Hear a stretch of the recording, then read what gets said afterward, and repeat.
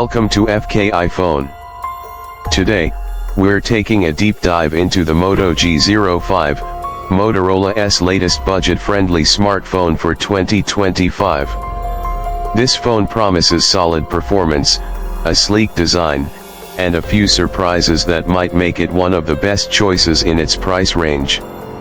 Let's break it down. Starting with the features, the Moto G05 comes with a large 6.6-inch LCD display with a 120Hz refresh rate, making scrolling and gaming smooth. The resolution is crisp enough for watching videos and browsing, though it's not OLED. Under the hood, it runs on a MediaTek Dimensity 6100 Plus processor, which is designed to handle everyday tasks with ease. This is paired with 4GB or 6GB of RAM, depending on the variant, and either 64GB or 128GB of internal storage, expandable via microSD.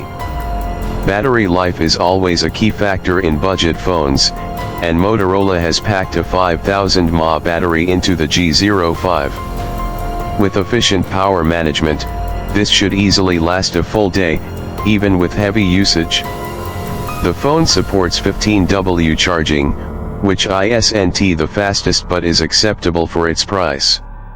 Now, let's talk about cameras. The rear setup features a 50MP main sensor with decent low-light performance, along with a 2MP depth sensor. Motorola has focused on AI enhancements to improve image quality, and while it won't compete with flagship devices, it delivers good results for casual photography. The front camera is 8MP and does a decent job for selfies and video calls. On the exterior, Motorola keeps it simple with a plastic back that has a matte finish to reduce fingerprints. The phone feels sturdy and well built, even though it's lightweight. The design is minimal, with a side-mounted fingerprint scanner integrated into the power button. There's also a 3.5mm headphone jack, something many users will appreciate.